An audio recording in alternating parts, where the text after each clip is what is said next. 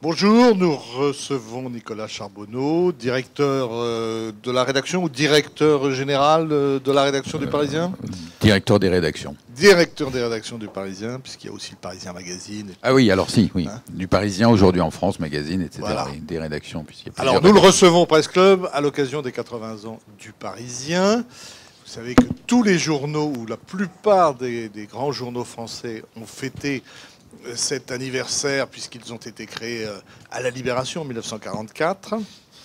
Le Télégramme aussi, soit dit en passant, l'a fait. Mais nous avons fait une petite cérémonie avec des food trucks sur un parking, alors que le Parisien, c'était beaucoup plus chic. Nicolas, vous avez invité, c'était une belle cérémonie de people, parmi lesquels j'ai vu Gad Elmaleh et bien d'autres. Vous allez nous en dire un mot pour commencer. Merci, bonjour à tous, merci d'être ici. Alors c'était, je me permets, on se tutoie, on se vous voit, tutoyons-nous puisqu'on se connaît bien. De corriger, c'était pas une cérémonie de people, nous avons fait un vrai journal. C'était il y a quelques semaines, quelques jours, le 22 septembre maintenant, où on a, pour les 80 ans, invité 80 personnalités à venir faire le journal à notre place. Et on a choisi des personnalités qui ressemblaient aux Parisiens aujourd'hui en France. On voulait que ça nous ressemble. Nos cousins des Échos, de la rédaction des Échos, qui appartient au même groupe, faisaient le même exercice avec ce qu'ils appelaient la relève, avec plutôt des chefs d'entreprise. Nous, on a voulu largement élargir ce cercle avec des gens qui allaient de Tony Estanguet jusqu'à Rachida Dati, de Patrick Bruel à Alexandre Bompard, de Gad Elmaleh à Alain Ducasse. Voilà, des gens qui, pour le Parisien, sont des gens importants en cela qu'ils parlent au Français. Que ce sont des gens qui ont des choses à dire.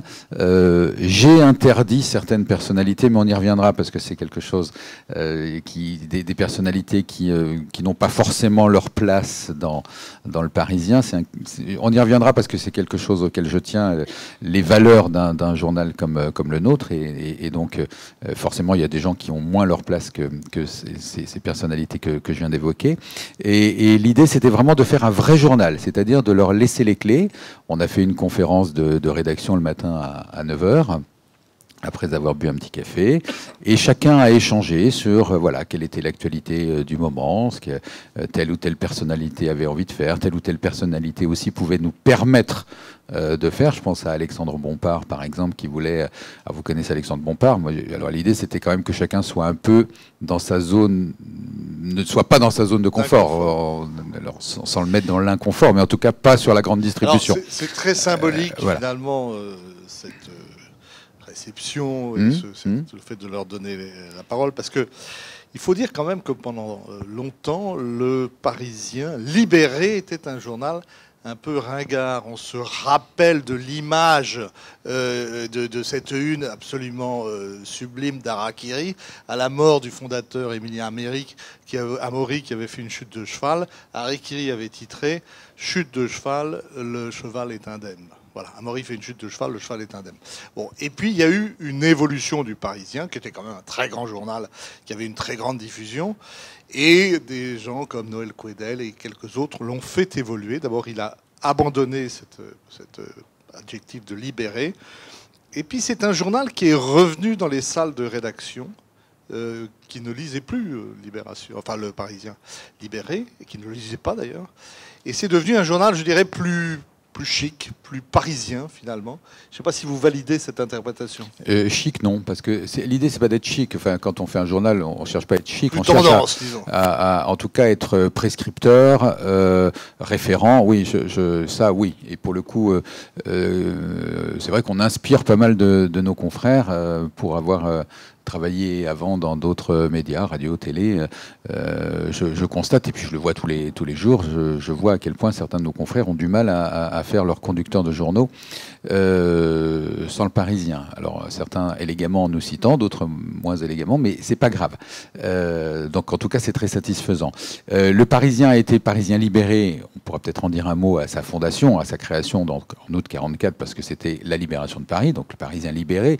C'était forcément le titre le plus évident que les fondateurs ont trouvé et puis il a abandonné. Abandon en quelle année? Dans les années 80, 86 Oui, ou 88. Ringard, alors c'est quelque chose que je n'aime pas non plus parce que la presse, dans son ensemble, l'a trouvé ringard au prétexte qu'il parlait au plus grand nombre. Et c'est quelque chose que je n'aime pas parce que moi, je revendique au contraire l'idée d'un journal populaire, donc qui s'adresse au plus grand nombre. Être populaire, ça veut surtout pas dire être populiste, jamais, surtout pas. En revanche, s'adresser au plus grand nombre me semble être une mission... si tant est qu'on ait une mission assez vertueuse. Populaire de qualité. Populaire de qualité, ça me va très bien. Et puis parce que je revendique pour le coup qu'il n'y ait pas une forme de snobisme de l'information. Il n'y a pas d'info qui soit plus noble que d'autres. En tout cas, pas de mon point de vue. Sinon, je ne travaillerais peut-être pas au Parisien. Il y a des rédactions, il y a des journalistes pour lesquels telle ou telle information ne vaut rien ou qu'on traite en se bouchant le nez. Pas moi, surtout pas. Donc le Parisien, il est structuré avec de la politique, de l'économie, du fait divers, oui, on peut en parler, du sport, de la culture, parce que c'est ça la vie. Des différentes rubriques, mais peut-être en deux mots, Nicolas, vous pouvez nous rappeler votre parcours, parce que vous n'avez pas toujours été au Parisien. Vous avez fait un aller-retour aussi à TF1. Vous avez donc une expérience de l'image que vous essayez aujourd'hui de mettre en œuvre d'ailleurs au Parisien avec un certain succès. Donc peut-être vous pourriez nous raconter ce parcours. Oui, j'ai un parcours classique, je sais pas. Moi, j'ai fait des études de sociologie au départ. J'ai pas fait d'école de journalisme, donc voilà. J'ai fait des études de sociologie. J'ai commencé à la radio. J'ai longtemps été grand reporter à la radio, à Europe 1 notamment, pendant une quinzaine d'années, reporter dit de guerre, mais pas que, mais aussi. Donc j'ai commencé mes premières expériences de terrain au Rwanda en 94, en deux parties, au mois d'avril le génocide, puis au mois de juillet tout ce qui était épidémie de choléra du côté de Goma, etc. Bon, après c'était un parcours classique donc de grand reporter, Tchétchénie, Kosovo, deux zones plutôt pour moi qui étaient l'Afrique et l'Europe de l'Est. Donc ça c'était Europe 1. Je suis passé très brièvement par la télé pour présenter une émission du soir sur iTélé à l'époque. Mais au bout de 15 jours, je me suis dit que c'était surtout pas ce que j'avais envie de faire. Je me sentais enfermé dans un studio avec des lumières partout et tout était compliqué. Dès qu'il fallait dire bonjour, voici la météo, il fallait 15 personnes autour. Alors qu'en radio, c'est tellement plus simple. La radio est quand même un média formidable. C'est-à-dire que si je prends mon téléphone, là, dans 20 secondes, on est à l'antenne de n'importe quelle radio. En télé, bon, enfin, à l'époque, c'était plus compliqué. Aujourd'hui, c'est plus facile. Après, j'ai fait une petite expérience de 2 ans au Parisien en tant que rédacteur en chef. C'était à la fin des années, je ne sais plus. Je suis parti à TF1, numéro 2 de l'information, directeur de la rédaction, directeur délégué de l'information, directeur de la rédaction, pendant 4-5 ans. Et puis j'ai fini directeur général de LCI, c'est Nonce Paolini, que j'aimais beaucoup, et qui m'avait nommé là, avant finalement de rejoindre le Parisien il y a 7 ou 8 ans maintenant, en tant que directeur délégué, puis directeur des rédactions il y a 3 ans. On va revenir aux différentes étapes de votre mutation, mais en même temps, c'est vrai que la vidéo, c'est un objectif important pour la presse écrite. Est-ce que c'est un objectif réaliste? Parce que vous l'avez dit vous-même, ça demande beaucoup de moyens. Et on ne peut pas non plus changer de culture comme ça du jour au lendemain. C'est une nécessité. C'est pas un objectif, c'est une nécessité. Aujourd'hui, un journal qui prétendrait ne vouloir faire que de la presse écrite, un média écrit, serait fou ou assez peu clairvoyant. C'est une nécessité de se diversifier. Je dis souvent d'un bon mot, moi dans la rédaction j'ai des TikTokers et des grands reporters. Mais c'est ça une rédaction aujourd'hui. J'ai besoin, et on pourra parler de la vidéo bien sûr parce qu'on a largement développé la vidéo. Aujourd'hui, moi quand je suis arrivé, il y avait 1,5 personne à la vidéo il y a 2 ans maintenant, vraiment il y a 25 personnes aujourd'hui à la vidéo. Voilà, parce que vous le voyez, parce que vous le constatez auprès nous tous, nos enfants lisent moins. Plein de raisons pour lesquelles il faut les garder, hein, mais ils regardent, ils sont plus consommateurs d'images. Et c'est pas grave. Ce que je veux dire, c'est qu'il faut. Ce qui serait grave, c'est de se dire non, la vidéo ne passera pas par moi. Non, je vais résister au changement. Non, l'IA ne passera pas par moi. Enfin, cette espèce de culture de non, ça ne passera pas par moi, c'est totalement fou. Donc la vidéo aujourd'hui, oui, nous, on en fait beaucoup.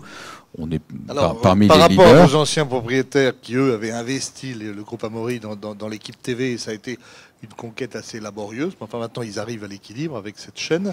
Vous avez fait un choix différent, mais vous avez des scores assez significatifs.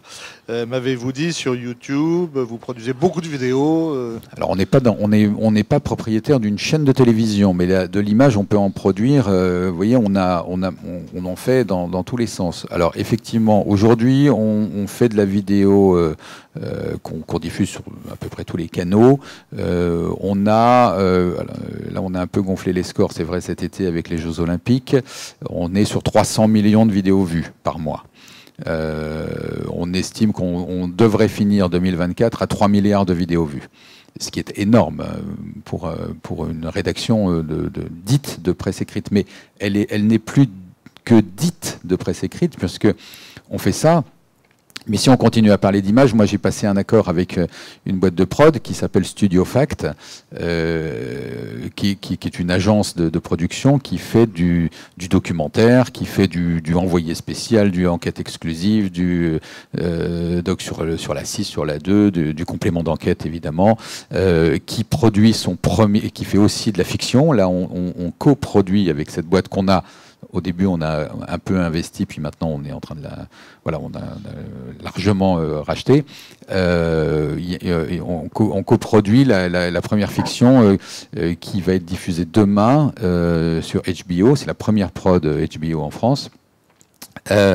Qui est sur un fait divers qu'on avait traité, nous, qui était l'imposture du Bataclan, enfin bon, et avec Laure Calamy qui est actrice, voilà. Et ça, c'est le Parisien, c'est-à-dire que c'est une boîte de prod avec laquelle on travaille, qui, comment on fait, c'est on coproduit, alors beaucoup à partir de nos faits divers, parce qu'on a des enquêteurs, on est plutôt assez réputés sur tout ce qui est polar, story. Vous l'avez peut-être vu encore il y a 2-3 jours avec les fameux tueurs à gages de 14-15 ans. Là, ça vient de chez nous, tout ça vient de chez nous. Jean-Michel Descugis, qui est un de vos grands reporters, vient de publier donc ce livre. Ils sont 3 à avoir publié ce livre. L'évolution à la française vers le narcotrafic, vers... Narcoville, on parle de Marseille, Narco-État peut-être un jour, même si faut quand même mettre les chiffres en perspective. Il y a 400 morts par an de narcotrafic, il y en a 30 000 au Mexique, donc on a encore de la marge, si je puis dire. Mais malgré tout, vous avez de solides enquêteurs, c'est une de vos spécialités. Est-ce que vous pourriez nous détailler un peu comment fonctionne la rédaction du Parisien? Il y a évidemment un gros service politique. Vous faites aussi pas mal je parlais de People tout à l'heure. Vous suivez beaucoup aussi la télévision. Est-ce que vous pouvez nous montrer l'architecture de cette rédaction? Alors, il y a ce qu'on appelle les services qui sont, comme dans toute rédaction à peu près classique, les grandes thématiques. On a un solide et costaud service politique, c'est vrai, un service éco, on a un service enquête, information générale, police-justice, dont on parlait avec des gens donc voilà, qui sortent des scoops, hein, qui enquêtent. On a un service, et je vais revenir après au service société, on a un gros service des sports parce qu'on est plutôt pas trop mauvais sur tout ce qui est Paris Saint-Germain, etc. Culture, loisirs, médias, des éditions départementales. Nous avons 9 éditions départementales avec des bureaux dans chacune dans chacun des départements, un service d'audience, un service d'engagement, un service de data, un service de vidéo, j'en ai parlé, un service de podcast. Et je reviens juste sur le service société, parce qu'en fait, on l'a divisé en deux. Moi, quand je suis arrivé, j'ai souhaité qu'on ait... avant le service société, c'était là qu'on mettait un peu tout ce qu'on savait. Quand on savait pas où finissait une matière, on la mettait en société. Donc, on avait... une espèce de truc, et j'ai voulu qu'on le structure avec d'un côté tout ce qui relevait de la vie de famille, de la sphère intime, donc éducation, psy, enfants, ce qu'on veut. Et puis de l'autre côté, un service, et j'ai pensé à ça fort de ce qu'on avait vécu au moment de la crise Covid, etc., où on avait à peu près entendu tout et n'importe quoi. Et là, j'en reviens à ces gens que je ne veux pas voir dans mon journal, type Francis Lalanne, à qui on demandait son avis sur les vaccins Covid. Il y a un moment donné, non. Donc j'ai souhaité qu'on ait un service qui s'appelle Futur et basé autour de la science. Et donc l'environnement, on le fait à partir de la science, la médecine, on l'a fait à partir de la science, la high-tech, on l'a fait à partir de la science. C'est très important de le faire comme ça. Remettre de la science au milieu de la place du village, si je puis dire, parce qu'encore une fois, quand on voit quand on lit ce qu'on lit, quand on voit ce qu'on voit, quand on entend que 6 gamins sur 10 sur TikTok pensent que pourquoi pas la Terre est peut-être finalement pas totalement ronde. Et là, je me dis, on a peut-être un rôle à jouer. Donc la science, ça nous sauvera. Et donc Francis Lalanne, il n'était pas invité aux 80 ans, très clairement, mais parce que notre profession est devenue folle. Oui. À un moment donné, de donner la parole à des gens. Francis Lalanne, il faut qu'il chante. Et encore. Il n'y a pas que Francis Lalanne. Mais vous posez voilà, le problème. Non, mais je suis très sérieux quand je dis ça. Oui, de la vérité alternative. Ne les encourageons pas en demandant leur avis à des conspirationnistes, à des gens qui nous entraînent vers le fond. Malgré tout, nous sommes quand même, nous, les vieilles dames de la presse, hein, puisqu'on vient de fêter nos 80 ans. Alors bon, je sais bien qu'aujourd'hui, il y a des tas de médicaments pour se régénérer, et puis on peut espérer franchir largement le centenaire, mais quand même, on est bousculé par les réseaux sociaux, par le fait que, comme disait Andy Warhol, tout le monde a le droit à un quart d'heure de notoriété dans sa vie. Donc, comment vous vous situez par rapport à ça? Il y a des débats politiques aussi sur le fameux front républicain dont on voit qu'il est à géométrie variable. Comment vous vous situez par rapport au Rassemblement national? Beaucoup de journaux, disons parisiens, ont une approche souvent, je dirais pas militante, mais en tout cas, ils ont un engagement politique.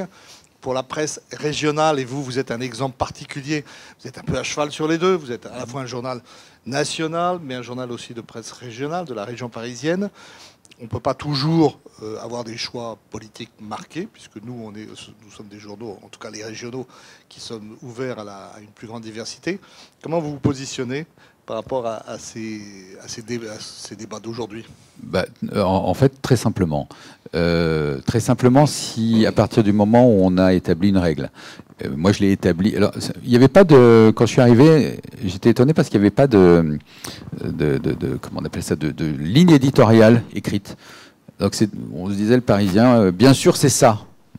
Oui, enfin bon, donc c'est ça, mais ça peut être à géométrie parfois variable. Donc en fait, moi j'ai réuni mes chefs de service, les rédacteurs en chef, et on a établi ensemble une ligne éditoriale, une charte, qui dit des choses, enfin c'est 3 phrases, hein, mais ça suffit, qui dit « Le Parisien est un journal qui défend les valeurs de la République, de l'état de droit et de la laïcité.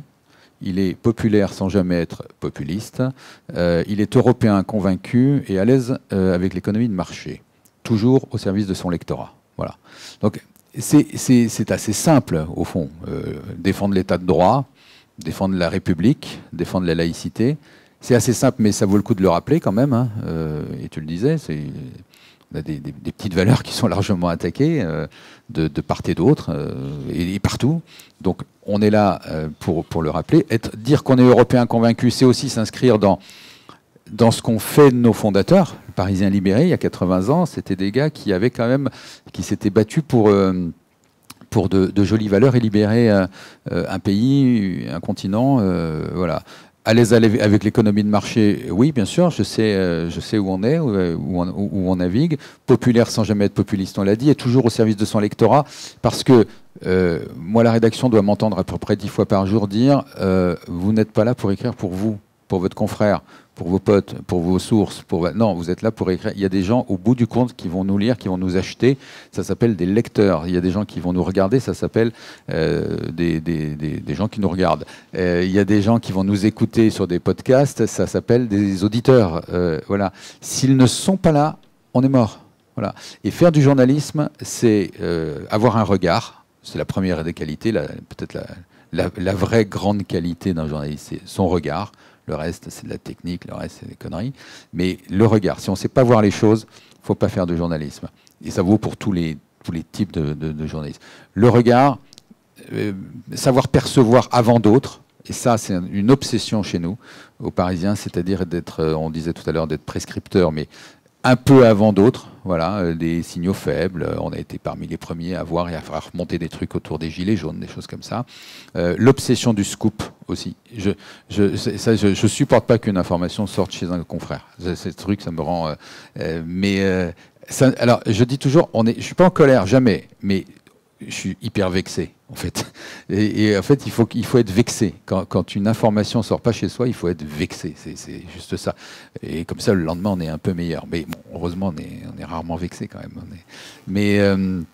Voilà, et on écrit pour des lecteurs. Si ce matin, j'ai pas X dizaines de milliers de personnes qui vont en kiosque acheter Le Parisien à Paris, en Ile-de-France, aujourd'hui en France, partout ailleurs, on ferme la porte, quoi. Donc il faut, voilà. Et le meilleur papier, c'est celui qui est lu, c'est pas celui qui est écrit dans sa tête. Hein. Voilà. Je crois que c'est Albert Londres qui disait quelque chose comme ça, qui disait le meilleur papier, c'est aussi celui qui arrive à l'heure. Parce il disait plein de choses, Albert Londres. Il disait beaucoup de choses, mais on écrit pour des lecteurs. Je n'ai qu'une ligne, c'est la ligne de chemin de fer. Je ne connais qu'une ligne, la ligne de chemin de fer. Vous parliez des kiosques, mais évidemment, on vous lit au-delà des kiosques, bien largement. Il y a eu une véritable mutation numérique. Finalement, aujourd'hui, les abonnés papier baissent. Et par contre, le trafic sur le web augmente. Comment fonctionne cette nouvelle économie et votre audience aujourd'hui, c'est quoi ? J'en ai pas parlé tout à l'heure, mais évidemment, dans la structuration il y a 420 journalistes dans la rédaction. Donc, à peu près entre 400 et 420. Il y a évidemment ce qu'on appelle un pôle news, avec des journalistes dédiés qui suivent l'actualité en temps réel, qui font un boulot formidable, qui commence à 5-6 heures du matin, qui finit à 1h, 2h du matin le jour suivant. Parfois, il s'arrête 3-4 heures quand il n'y a pas d'actu, et parfois, c'est prolongé. Là, on va avoir l'élection américaine qui va faire qu'on va, avec le décalage horaire, les 6 heures de décalage horaire, côte Est, donc en général, les infos tombent chez nous à 3 heures du matin. Donc voilà, on a ce qu'on appelle le pôle news, qui suit cette actualité en temps réel et qui vraiment fait un boulot considérable, formidable, et avec désormais une vraie porosité entre les différents services. Et moi, j'adore l'idée de prendre des papiers qui viennent du pôle news, parce qu'on a des gens qui ont des grandes compétences et qui écrivent désormais indifféremment pour tous nos supports, que ce soit le site, les applis, le print, voire le mag aussi. Voilà. Alors, excuse-moi, mais on va rentrer un peu dans la technique, dans la cuisine, pour que vous compreniez comment ça marche. Le matin, première conférence de rédaction. Quelles sont les priorités? Qu'est-ce qu'on va mettre sur le web? Comment est-ce qu'on prépare la suite? Puisque l'étape finale, aujourd'hui, c'est le print. Je me souviens d'un rédacteur en chef du Wall Street Journal qui m'avait dit, avant, les journalistes arrivaient vers 11h du matin. Après la conférence de rédaction, ils allaient déjeuner, puis ils se mettaient au boulot à 15h. Maintenant, ils sont là à 7h. Donc, comment ça marche chez vous?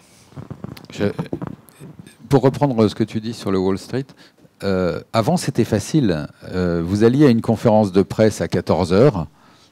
Vous reveniez, vous écoutiez, vous preniez des notes, vous reveniez à 16h à la rédaction, vous commenciez gentiment, après avoir pris un petit café, à écrire votre article, vous le glissiez au secrétariat de rédaction et au correcteur vers 19h, à 20h il l'envoyait je sais pas où, c'était imprimé et c'était le lendemain dans les boîtes aux lettres, imprimé, voilà. Ou en kiosque. Aujourd'hui, vous allez à cette même conférence de presse à 14h.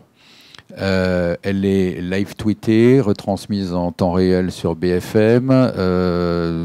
Quand vous rentrez à 16h à la rédaction, tout a déjà été écrit, elle a été pushée, les informations vous les avez déjà eues sur... Donc, qu'est-ce qui va faire que demain matin, vous allez avoir envie quand même d'acheter un journal ou de vous abonner à un site qui vous délivre une information que vous avez déjà eue la veille, en temps réel? Et il est là le défi. pour nous. Donc ça veut dire qu'on a changé considérablement nos métiers, mais c'est super intéressant, parce que ce temps réel, on le fait. On est à la conférence de presse, on live tweet notre truc, on a des pushs, on a un département audience engagement qui met tout ça en scène. Voilà. Mais à 16 heures, la personne qui est allée à la conférence de presse, quand elle arrive à la rédaction, c'est là qu'on a une conversation en se disant, bah, voilà, on va prendre pour demain, on va sur cette même conférence de presse, voilà ce qu'on va tirer comme angle et voilà ce qu'on va mettre dans le print. Tout ça pour dire quoi? Pour dire que, si j'en reviens à ta question, que en fait une information aujourd'hui, si on considère qu'une rédaction est ouverte de 6 heures du matin à minuit, grosso modo, et ben en fait il y a des temps pour traiter d'une information selon le support et selon l'angle qu'on va choisir. C'est-à-dire qu'on peut à la fois sur une même information se dire bah ça c'est pour du temps réel tout de suite, ça c'est pour un temps 2. On a d'ailleurs ce qu'on appelle entre nous des temps 1, des temps 2, des temps 3. C'est-à-dire qu'il y a l'info d'abord, le premier angle, le papier complémentaire, le papier de rebond, l'interview qui va, vous voyez. Et donc tout ça, on alimente en fait des tuyaux en permanence. Et d'une certaine manière, le print du lendemain matin, il arrive après. C'est-à-dire une fois qu'on a tout déterminé quels étaient les angles, qu'est-ce qu'on va garder pour le lendemain matin? Alors ça peut être un scoop, ça peut être une, ça peut être une interview. Ce matin, on a l'interview de Bruno Retailleau.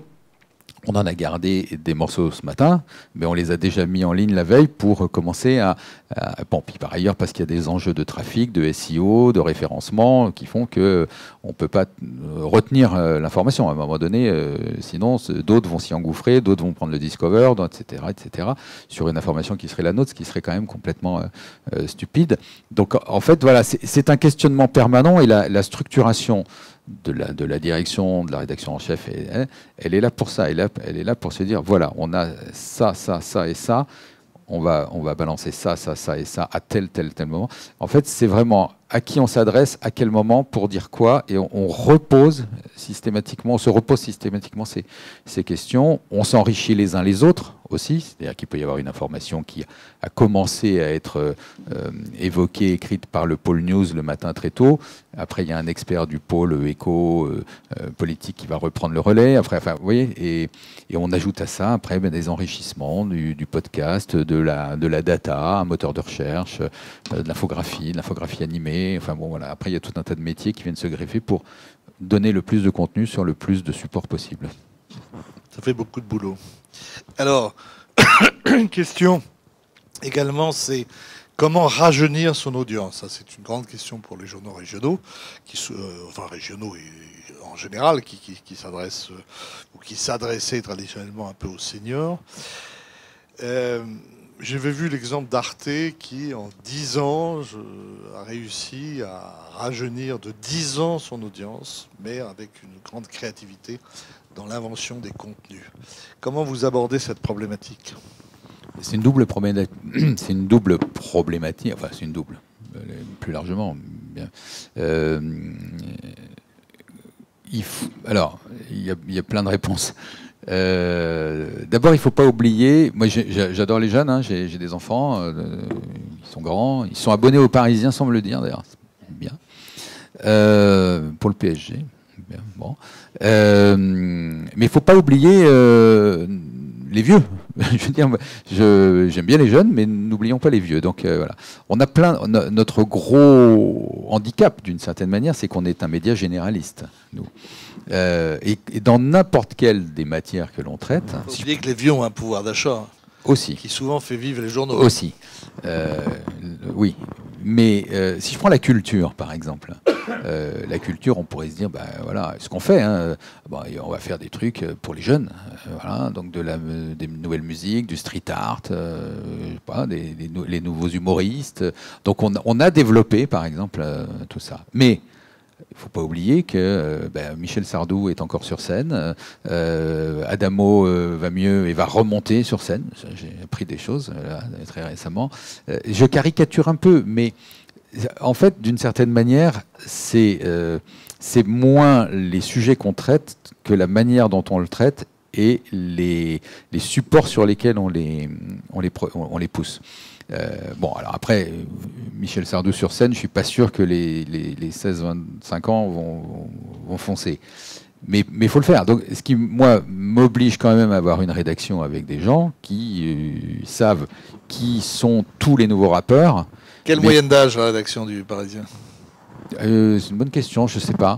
Je sais pas, on a des très jeunes, on a des TikTokers, là pour le coup, j'ai embauché 2 TikTokers, là, ils ont l'âge de mes enfants. Quoi. Vous commencez à utiliser des influenceurs. C'est pas la même chose. Non. Un TikToker, c'est un journaliste qui maîtrise suffisamment un réseau social pour y pousser des contenus et faire des contenus qui vont sur un réseau social. C'est pas un influenceur, un TikToker. Non. Je dis TikTokers parce qu'en fait, ce sont des journalistes vidéo qui sont plutôt en charge de tous ces supports-là par rapport à d'autres supports. Mais donc, en fait, on a une rédaction qui n'oublie personne. Alors oui, d'avoir fait du podcast, par exemple, on a des podcasts qui marchent plutôt bien. Je pense à Code Source, par exemple, je ne sais pas si vous connaissez, ou un autre qui s'appelle Crime Story. Voilà. Et ça, on s'aperçoit que là, on a un public plus jeune. Alors, on ne touche pas les 16-18 ans, là, pour le coup. Voilà. La vidéo, là, on a un public très jeune. Mais parce que c'est le public qu'on croise dans les rames du RER ou du métro qui regarde, qui a besoin. Donc, nos vidéos sont faites par des gens qui ont les codes, très clairement, de la jeunesse, on va le dire comme ça. Donc, des vidéos courtes, enfin, vous connaissez par cœur hein, les formats, ce que certains ont appelé le format type brut, bon, mais vidéo verticale, etc. On a développé alors des verticales par ailleurs sur l'humour, sur la food, sur le vélo. On a une verticale sur le vélo qui fonctionne super bien. Alors, qui fonctionne super bien à Paris, plutôt, auprès d'un certain bassin de population, plutôt jeune, etc. Enfin, les gens qui font du vélo. Moi, mais pas tout le monde. Mais donc voilà, c'est ne laisser tomber personne. Et en même temps, sachant que les jeunes, il faut arriver à les attirer. La marque, c'est compliqué de les attacher à une marque. Ils butinent, ils sont formidables. D'ailleurs, moi, je les trouve géniaux, parce qu'ils savent exactement, bien mieux que nous, quoi aller chercher, où, à quel moment pour satisfaire leurs besoins d'information. C'est-à-dire qu'ils sont capables... Ils sont leurs propres agrégateurs d'une certaine manière. Ils savent choper des trucs dans un journal québécois. On ne sait pas bien pourquoi, mais parce qu'ils se sont passionnés à un moment donné pour le hockey sur glace. Et puis, ils vont aussi aller choper un peu de trucs sur Courrier International. Et puis, moi, je vous dis, mon fils s'est abonné au Parisien, une offre pour les étudiants, pas cher, pour le PSG. Mais et en fait, je les trouve... c'est pas vrai de dire que les jeunes ne s'informent pas. Je ne supporte pas ce discours de vieux schnock qu'on peut parfois être. Non, c'est pas vrai. Ils s'informent différemment, voilà. Mais ils s'informent. Ils sont beaucoup plus ouverts sur le monde qu'on ne pouvait l'être, ça c'est sûr. Ils s'informent dans ouvrir un site en anglais, c'est plus un problème, très clairement. Donc voilà. Mais ils sont moins attachés à une marque, c'est vrai, d'info. Alors, je termine par une question qui est souvent posée, puis après je vous passe à tous et toutes la parole, évidemment. Il y a une question qui revient souvent, quelle est votre indépendance?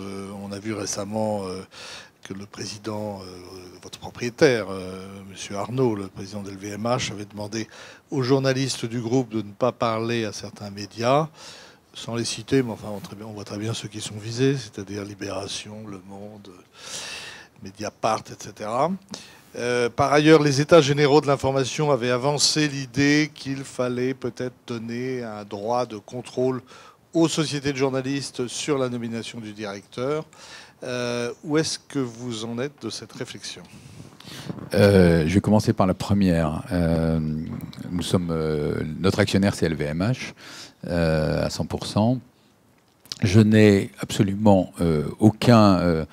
la ligne éditoriale que je vous ai clairement énoncée tout à l'heure, c'est une ligne éditoriale qui n'a jamais été soumise à un actionnariat, à un actionnaire. Donc il y a une indépendance totale des rédactions, absolument total.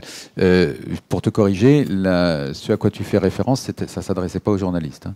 C'était pas une interdiction faite à des journalistes de parler, ça ne serait pas possible. Non, ça s'adressait aux membres du COMEX, d'LVMH Group, qui est, alors pour le coup, très loin de chez nous. Comité exécutif du groupe, qui est pour le coup très loin de chez nous, puisque là, on parle des maisons du groupe, voilà, que vous connaissez, Dior, Vuitton et d'autres. Donc, franchement, c'est là, nous, on est là. L'autre point que tu soulèves sur ce qu'on appelle le droit d'agrément, en fait. Les EGI, donc États généraux de l'information, les États généraux de l'information, qui ont rendu leur conclusion il y a à peu près un mois. Exactement. Il y avait certaines des rédactions ont ce qu'on appelle un droit d'agrément. Je ne sais pas si vous savez à peu près. Un droit d'agrément, ça veut dire que c'est la rédaction qui choisit son directeur de rédaction. Et l'actionnaire ne peut pas lui imposer un directeur de rédaction. C'est pas. Alors, je suis peut-être le moins bien placé pour parler de ça, parce que moi, pour le coup, c'est pas ma rédaction qui m'a choisi. Moi, c'est mon patron qui m'a choisi. Et mon patron, ça reste Bernard Arnault. Donc, c'est lui qui m'a nommé. Mais il y a des rédactions dans lesquelles ça existe, un droit d'agrément. Il y a des rédactions dans lesquelles ça n'existe pas. Nous, très clairement, la position au sein du groupe, Le Parisien, c'est que nous ne sommes pas favorables à un droit d'agrément. Voilà, ça a été très clairement énoncé par Pierre Louette, le président du groupe.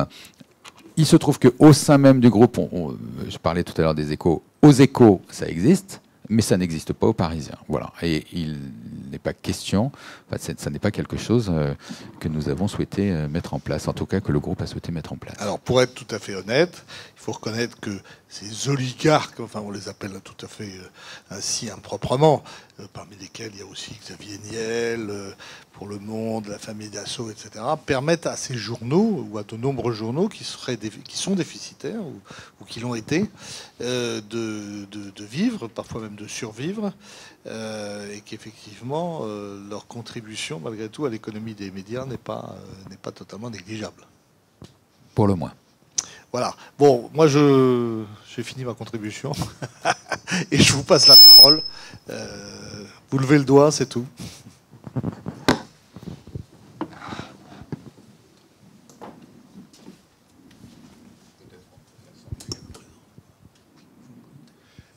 Bonjour, Pierre-Marie Dufour, journal des propriétaires de la baie de Quiberon. Je suis abonné depuis un mois au kiosque numérique Caféine. Et donc je lis Le Parisien. D'ailleurs, le Télégramme n'est pas sur Caféine. Il est contre Caféine. D'accord. Tout comme Ouest France, j'imagine. Voilà.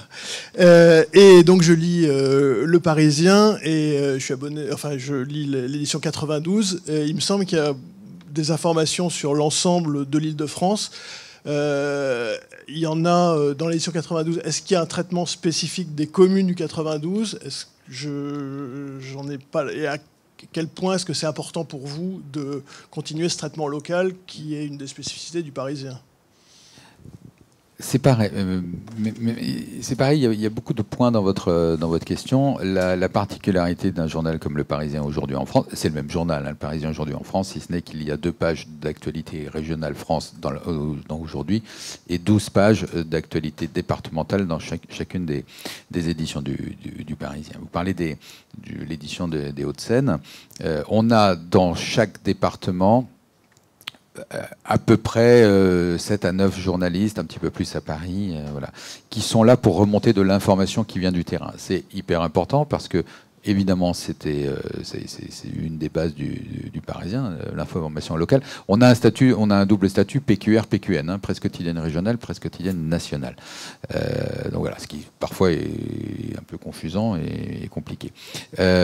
Donc c'est précieux, l'information locale est précieuse. Elle est de plus en plus compliquée à couvrir parce qu'il y a 1000 choses. Enfin, vous le savez, hein, vous voyez bien comment ça marche sur le terrain. On ne peut pas avoir la prétention de tout couvrir. On ne peut pas. Moi, je pourrais faire un journal qui serait le journal du 92. Je vous ferai 60 pages tous les matins. Hein, mais on ne peut pas. Donc, ce qu'on a aujourd'hui, c'est qu'on a un cahier dans lequel on a des informations locales et puis des informations régionales. Avant, ça n'était que local. à l'échelle du département, voire de sa ville, voire de son quartier. Mais vous savez, en fait, on est ainsi fait qu'on s'intéresse beaucoup à ce qui se passe dans sa rue. Voilà, on veut savoir. Bon. Et ça devient impossible, en fait. Enfin, il faudrait avoir 70 journalistes par commune. Bon. Donc, en fait, ce qu'on fait, c'est qu'on a un traitement départemental et un traitement régional sur l'Île-de-France. Et notamment parce qu'on s'est aperçu qu'il y avait, c'est pas parce qu'on habite le 92 qu'il n'y a pas des informations qui sont dans le 75 qui nous intéressent, voire dans le 94. Les modes de transport ont quand même largement. Enfin, moi, j'habite dans le 92, je travaille dans le 75. Je sais pas très bien, tout m'intéresse d'une certaine manière. Là, demain, je dois aller à Orly, je vais prendre la ligne 14. Ça m'intéresse de savoir qu'à Saint-Lazare, je vais pouvoir. Bon, vous voyez. Donc, en fait, il faut raisonner. On raisonne plus à l'échelle uniquement ultra locale. On raisonne. On parlait tout à l'heure des faits divers. On a créé une cellule de faits divers régionale qui est différente de la cellule de faits divers nationale. Pourquoi ? Parce que ce ne sont pas les mêmes sources, ce ne sont pas les mêmes départements de police qui fournissent l'information. Ce n'est pas tout à fait la même approche entre moi, les enquêteurs que j'ai dans tel et tel service qui vont traiter de ce qui se passe à Marseille, qui remontent ce qui se passe sur la DZ Mafia, etc., le narco-État, et puis des gens qui vont me sortir des informations micro-locales sur un réseau de prostitution de mineurs qui, j'en parle parce que malheureusement c'est arrivé dans l'Oise, là. Et voilà. Donc, mais en revanche, ce réseau, la prostitution des mineurs, des gamines qui sont, enfin, c'est une horreur. On en fait des doubles pages régionales, en se disant que c'est pas parce que ça se passe dans l'Oise que ça ne peut pas intéresser au-delà de l'Oise. Vous voyez, donc je ne sais pas si je suis très clair, mais, non, mais voilà, moi j'apporte juste une précision parce que nous on est encore sur un modèle assez traditionnel. On a 19 éditions, quand le Parisien donc on a 9. Mais c'est vrai qu'à un moment donné, ça s'est posé pour les journaux américains, les journaux locaux qui ont tous disparu, enfin pas tous, mais en grande partie, aussi parce qu'ils sont très dépendants de la publicité. Et donc nous, on est sur ce chemin-là, mais heureusement pas encore complètement. La difficulté, c'est que quand vous faites de la micro-information, vous intéressez des micro-publics. Alors ça coûte très cher d'abord, parce qu'il faut beaucoup de journalistes. Et en fait, ce que je crois, c'est que la tendance qu'a suivi le Parisien il y a maintenant une vingtaine d'années, et que nous, on essaie de suivre aussi malgré tout, parce qu'on a beaucoup développé nos informations, toutes éditions, etc. Pardon, je fais un peu la pub pour le Télégramme. C'est qu'il faut faire une information qui soit fédératrice. C'est-à-dire que vous n'allez pas chercher forcément à intéresser les 4 personnes d'une rue parce que celles d'à côté, ça ne les intéressera pas. Vous essayez de toucher sur des sujets, et les faits divers sont un bon moyen, le maximum de monde. Les faits divers, et par exemple, on a créé des verticales sur l'immobilier en Île-de-France. Ça marche super bien, vraiment. Une verticale sur les transports, bien sûr. Là, ça c'est une source. Et là, ça correspond bien à ce qu'on veut faire, c'est-à-dire qu'on est à la fois serviciel, populaire, proche de son lectorat. C'est-à-dire que le matin, si la ligne machin marche pas, c'est plutôt dans le Parisien qu'on le sait.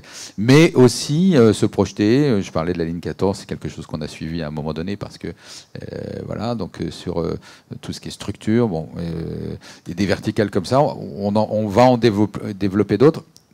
J'aime bien l'idée du test and learn aussi. On peut avoir des idées, elles sont pas fameuses, mais on essaye, ça marche, on garde, ça marche pas, on arrête, mais au moins on aura essayé. Donc voilà.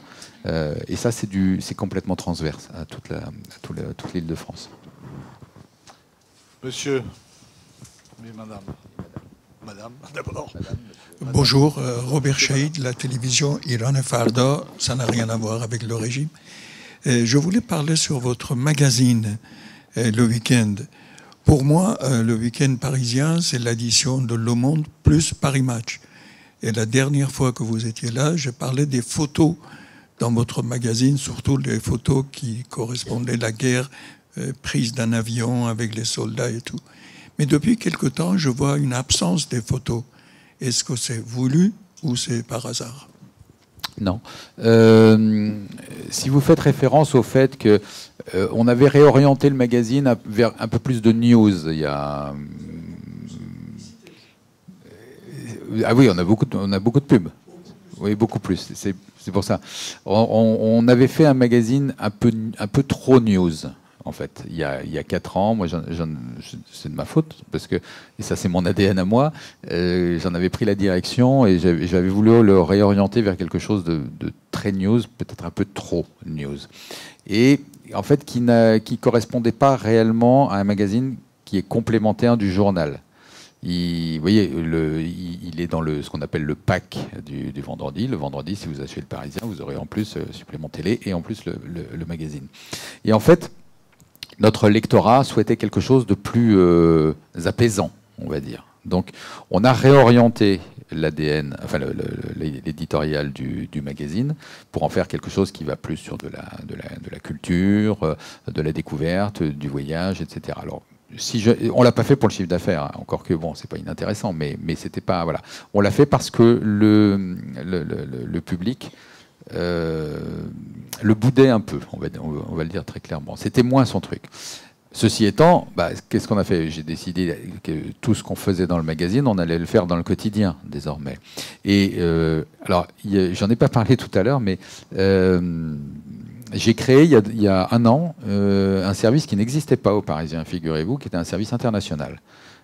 Et ça, pour le coup, c'est dans la vieille tradition du Parisien, il n'y a pas de service international. Donc j'ai créé ça. Pourquoi? Parce que le monde s'est largement invité à nos portes, quand même, hein, ces dernières années.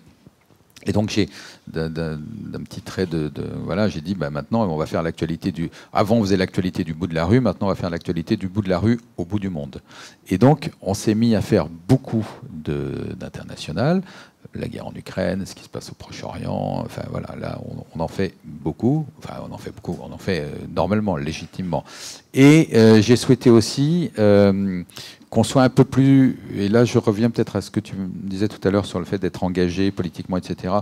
Non, moi je sais pas très bien, enfin je sais plus très bien ce que ça veut dire. Longtemps on a dit le Parisien est un journal neutre. Moi c'est un truc que je déteste parce que la neutralité pour moi c'est quelque chose qui est complètement mortifère. Être neutre c'est pas avoir d'avis. Et si on n'a pas d'avis, d'autres en auront à notre place. Donc, et de toute façon, on n'est pas neutre. Enfin, faire une d'un journal, c'est déjà pas être neutre. Enfin, c'est porter en une un événement, une information, c'est déjà ne pas être neutre. C'est déjà avoir fait un choix éditorial. Donc voilà. Moi, j'ai été de ceux qui, après le 7 octobre, ont dit à un moment donné, il faut s'engager. Ce qui s'est passé le 7 octobre, on ne peut pas dire, bon, voilà. Et maintenant, non, on a été, je crois, à ma connaissance, le seul journal à faire une avec les photos des otages français en disant ne les oublions pas. Et ça, on l'a fait quelques semaines après, au moment où on avait un peu oublié. Bon, voilà, et on a été le premier journal, il y a déjà 2 ans, vous parlez de l'Iran, à faire le combat des femmes iraniennes. On a été le premier journal en France de presse quotidienne avec des photos, pour le coup, qui n'étaient pas évidentes à trouver, parce que des photos, à l'époque, et toujours maintenant, c'est compliqué. Mais voilà, donc on a reporté cette actualité-là du magazine dans le quotidien, donc on continue à le suivre. On l'a même accentué, on l'a étendu, et on porte des... ça rejoint ce que je disais tout à l'heure sur les valeurs du journal. Hein, voilà, c'est qu'à un moment donné, oui, non, on n'est pas neutre, non, et on porte, on porte et on soutient certaines informations. Ouais. Ouais. Bonjour, Adeline Percept, je suis correspondante de la RTBF, la télévision publique belge, ici à Paris. Ouest France va avoir sa propre chaîne de télévision. Je voulais savoir quel est votre regard là-dessus. Est-ce que vous trouvez ça intéressant? Est-ce que vous le percevez comme une concurrence pour vos contenus vidéo? Ou est-ce que vous envisagez au contraire des partenariats? Avec Ouest France? Il n'y a pas de partenariat envisagé avec Ouest France, en tout cas pas à ma connaissance. C'est pas passé par moi. Non. Oui, alors on va leur vendre on peut leur vendre mais c'est pas du partenariat. On peut leur vendre des docs. On n'a pas regardé là les attributions de fréquence. Enfin, voilà. Ça ne veut pas dire qu'on s'interdit de le faire un jour, hein, mais c'est pas aujourd'hui dans dans les priorités du développement du Parisien. Aujourd'hui, nous, on est vraiment sur ce que je vous ai dit en termes de production de vidéos. Moi, j'aime bien... Ça coûte cher à faire, hein, la télévision. Enfin, moi, j'en ai fait. C'est un autre métier. Ce sont des savoir-faire. Avoir une fréquence, il faut la nourrir. Il faut avoir... voilà, moi, j'aime bien l'idée d'être producteur de contenu. J'aime bien l'idée de ce qu'on fait avec Studio Fact, j'aime bien l'idée de ce qu'on fait sur nos propres vidéos. De là à faire une chaîne, c'est un autre métier, vraiment. Nicolas, Claude Hugo, donc Ferrari France pour la communication. Une petite question, puisque le groupe s'étoffe avec un nouveau magazine. Je voulais savoir s'il y avait des passerelles ou des synergies entre Le Parisien, Les Échos, Match, où chacun reste dans son bureau. Alors pour ceux qui ne seraient pas au courant, effectivement, nous avons, le groupe LVMH a racheté Paris Match et qui a été intégré cette semaine à la structure. Non, il n'y a pas de passerelle, de la même manière qu'il n'y a pas de passerelle entre Les Échos et nous, et chaque rédaction est totalement indépendante.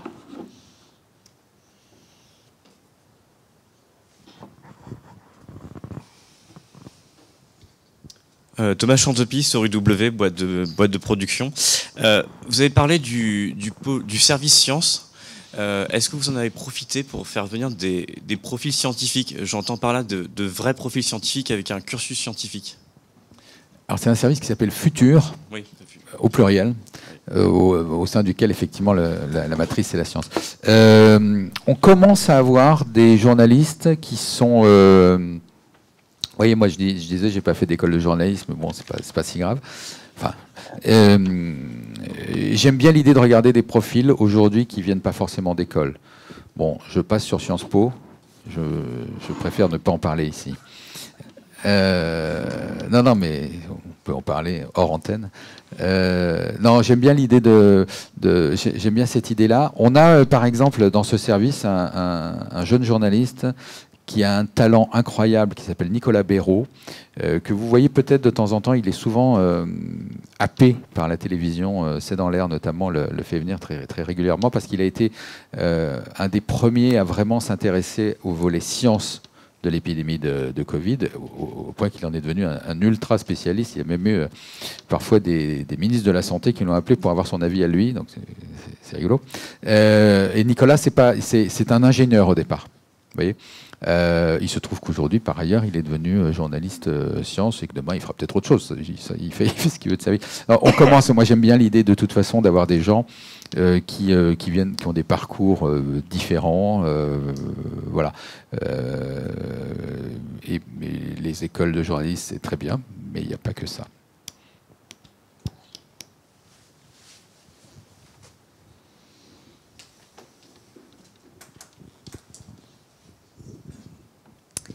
Bonjour, Laurence Goussu d'INRIA. Alors déjà, j'aime bien ce que vous dites sur la science parce que moi, je représente un institut de recherche publique donc, et on a besoin de communiquer auprès des citoyens, donc on a vraiment besoin des médias aussi pour ça. J'avais une question en revanche sur l'organisation des rédactions qui change avec l'intégration de plus en plus forte de la vidéo. Vous avez dit on a autant de grands reporters, enfin on a des grands reporters et on a des TikTokers aujourd'hui. Comment s'organisent les journalistes vidéo pour choisir leur sujet? Est-ce que c'est un échange est-ce qu'ils sont intégrés de la même manière au sein de la rédaction et on choisit comment se répartissent les sujets entre l'écrit et la vidéo, ou est-ce que c'est une organisation plus spécifique? Un peu des deux, en fait. Un peu des deux, parce que je ne crois pas à la théorie un peu simpliste qui consisterait à dire on a un sujet écrit et on va en faire une version vidéo. Est-ce que vous avez des rédacteurs en chef, pour compléter, des rédacteurs en chef spécifiquement numériques et spécifiquement vidéo? Ah oui, bien sûr. Ah ben alors, mieux que ça. Moi, j'ai un directeur délégué qui a plutôt un profil, mais pas que, bien sûr, numérique. J'ai un directeur adjoint qui est en charge du pôle news, donc de toute l'actualité en temps réel. C'est vraiment, voilà. Et puis, on a des rédacteurs en chef numériques, on a des rédacteurs en chef vidéo aussi, bien sûr. Et pour en revenir à la production de contenu, voilà, le côté, tiens, voilà mon papier, il est écrit, tu le prends et puis tu en fais une vidéo. Non, ça peut arriver hein, sur... certaines actualités ou pour illustrer, mais voilà. Pourquoi pas trop? parce que ce ne sont pas les vidéos qui fonctionnent le mieux. Ça fait du trafic, mais ce n'est pas là-dessus qu'on va faire de la conversion. Moi, notre double truc, c'est il faut faire du trafic pour avoir 300 millions de vidéos vues, mais il faut aussi qu'on ait de la conversion, c'est-à-dire que des il faut papiers... expliquer, alors la Attends, conversion... Aujourd'hui, le Parisien a dépassé 100 000 à peu près abonnés numériques. Ça veut dire que certains sujets, on note 2, 3, 4, 5, 10, 15 conversions, parce que le sujet a plu et a incité des gens, souvent d'ailleurs plus jeunes que la moyenne d'âge habituelle, à s'abonner. Et on a d'ailleurs, à chaque début de conférence de rédaction, le matin, là c'est en ce moment, là, j'y suis pas, mais moi je commence toujours par faire le débrief en disant, bon, voilà, ce matin, ça c'est bien, ça c'est... On aurait mieux fait. Bon, et derrière, tout de suite, on a voyons les chiffres de ce que ça a donné hier. Donc en termes d'audience, en termes de papiers qui ont le mieux marché, en termes de papiers qui ont converti. Donc converti, c'est un papier à susciter tant et tant d'abonnements. Là, on a des papiers parfois que c'est fou ce que ça provoque. Enfin fou. On peut avoir des papiers qui à eux seuls vont faire 30, 40, 50, 60 conversions. Donc ça veut dire que les gens ont commencé à lire un papier, ont heurté le paywall, ils n'étaient pas abonnés, ils se sont dit bon ben là ça mérite que je m'abonne. Donc c'est une vraie démarche pour voilà. Donc on a des papiers. Ben là alors on sait un peu. Parfois on a des surprises et puis bon ce qu'on a publié là sur les enfants tueurs à gages, c'est sûr que voilà là on est sur une matière qui parce que c'est bien plus qu'un fait divers. Ça raconte une histoire. Un fait de société presque. Bon, voilà. Donc ça convertit. Pour en revenir à votre question sur la vidéo, donc il y a ce qui illustre un peu nos sujets, mais il y a, je dirais peut-être moitié, j'ai pas les chiffres, enfin j'ai jamais fait l'exercice, mais une moitié de sujets qui sont des only vidéos, donc des sujets. Mais pourquoi? Parce que d'abord tous les sujets papier sont pas illustrables. Un témoignage dingue qu'on a eu au téléphone. Si on n'a pas d'image, on ne fait pas de vidéo. C'est un peu plus compliqué que ça. Parce qu'il y a les verticales vidéo, c'est du only vidéo parce qu'on va chercher un public. Parce qu'il y a des sujets qui sont plus dédiés jeunes, on va dire. Donc on les fait plutôt en vidéo parce que voilà. Donc c'est une entité totalement intégrée, mais qui a aussi son indépendance éditoriale au sens où elle peut proposer. Et d'ailleurs après la conf, le matin, donc une fois qu'on a fait les chiffres, ce qu'elle convertit, ce qui a été lancé, la première personne à laquelle je m'adresse moi, dans l'ordre de donner la parole aux gens, c'est le rédacteur en chef vidéo. Parce que c'est aussi quelque chose qu'on veut pousser. Voilà. Marina Ducrot, à la Massif, responsable des relations presse de la Massif. Donc nous, on travaille énormément avec le Parisien, avec, je pense, toutes vos entités économie et vidéo, bien sûr.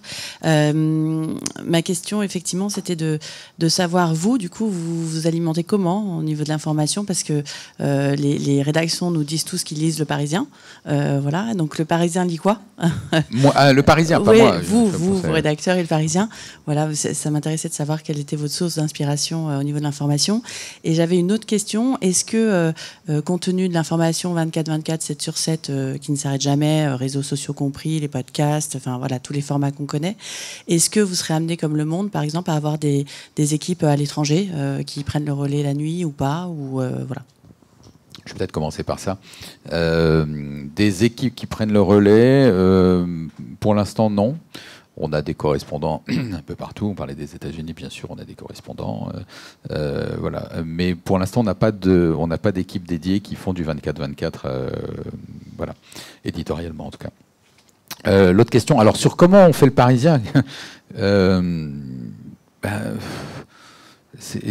certaine manière, je dis toujours, c'est le journal le plus facile à faire.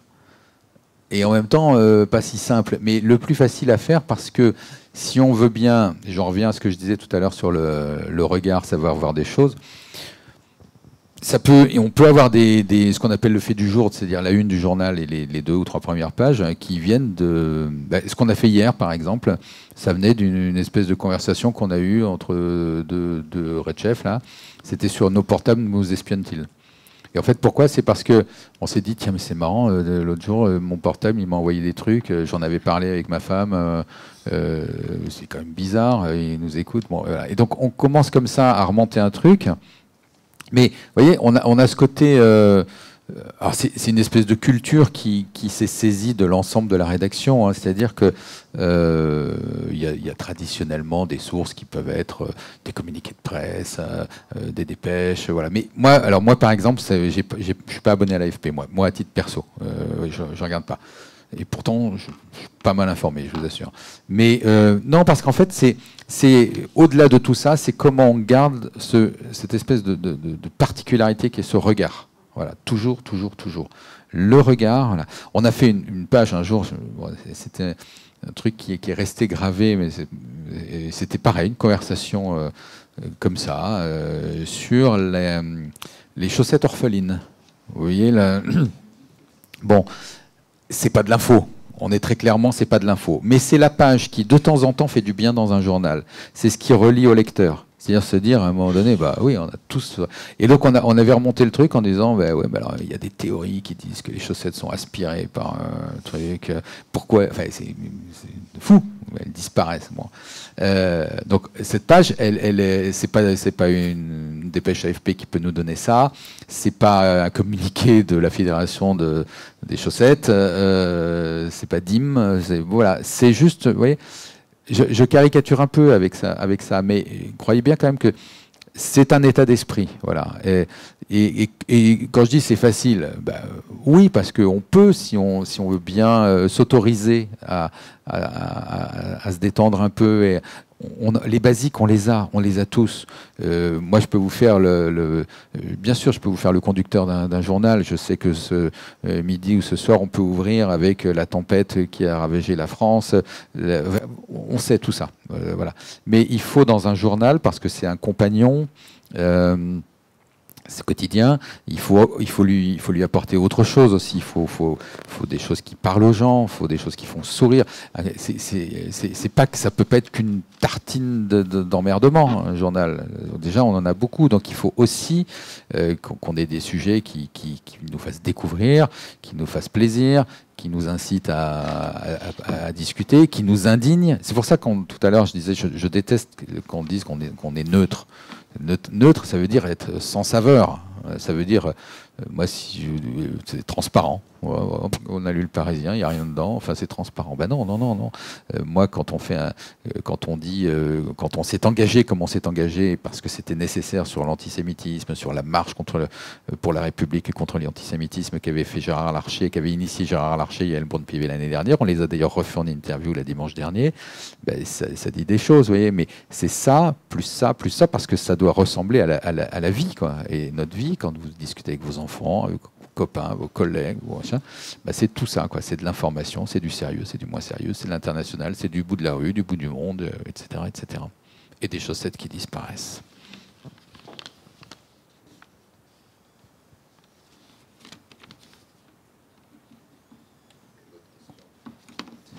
S'il n'y a pas d'autres questions, je pense qu'on va arrêter le débat. Je remercie Nicolas Charbonneau, je vous remercie d'avoir été nombreux pour y assister. Et je félicite le Presse Club pour son sens de l'organisation. À bientôt.